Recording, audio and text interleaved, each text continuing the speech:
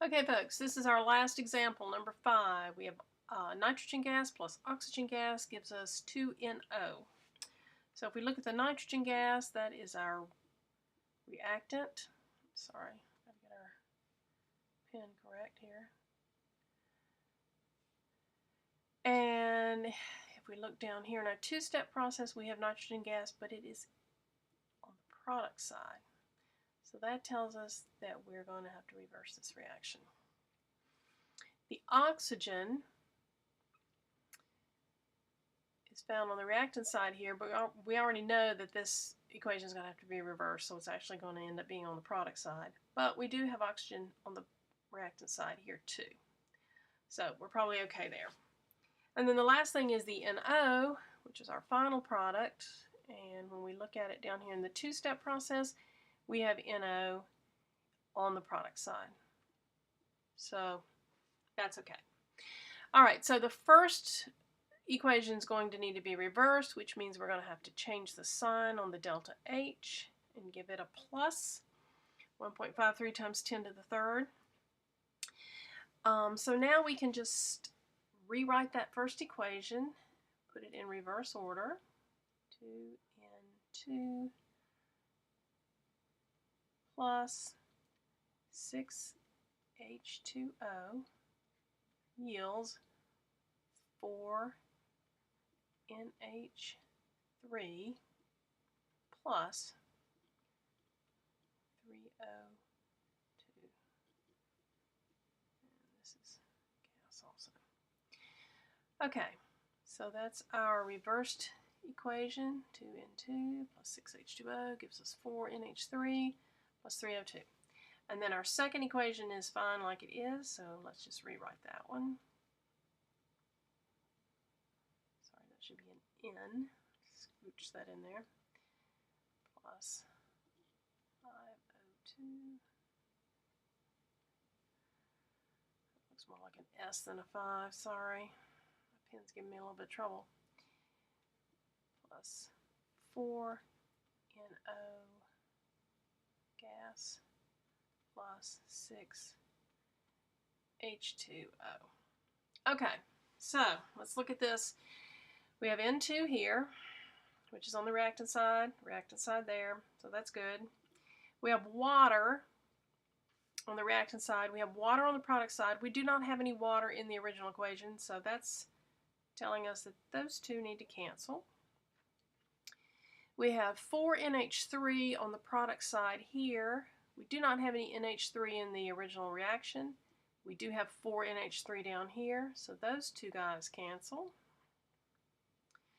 And then we're left with 3O2 on the product side here and 5O2 on the reactant side. So we cancel out the 3O2 here, which means that will leave us with 2 oxygens here, because if we have 3 on this side and 5 on this side, we have a net amount of 2 on the reactant side. And then the only thing left is the NO, which is our product, and that is that's the product of the original equation, so that's okay. So let's just kind of go through because this one's kind of messy, and I'm just going to circle the things we want to keep.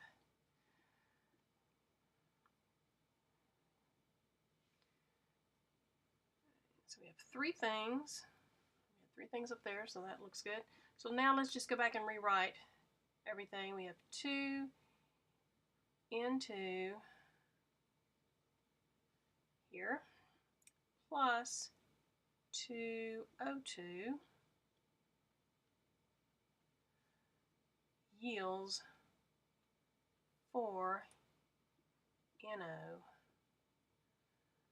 gas.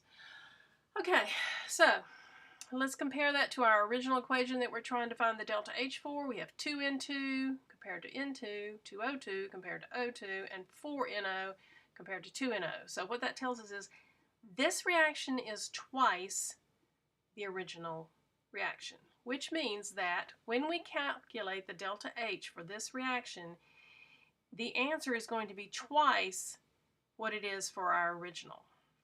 So we're going to take our 2 delta H's, add them together, and then divide it in half. So our first delta H is positive 1.53 times 10 to the third, because that is the equation we had to reverse. So we had to reverse the sign on it. So we have a positive 1.53 plus a negative 1.17 times 10 to the third. Okay, punch that into your calculator. If you do it right, you will get positive 3.6 times 10 to the second kilojoules. All right. Now that answer is the delta H for this reaction.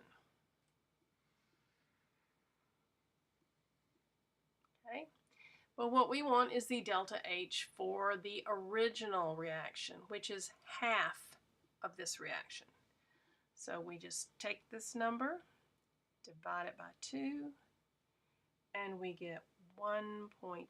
And really, those are three significant figures, so that should have a 0 and that should have a 0. 1.8 times 10 to the second kilojoules. If you want to take that out of scientific notation, it's 180. Put the decimal there because of the sig fig. 180 kilojoules, and that's positive, which means that this is a endothermic reaction. Okay, so that's the answer to number 5.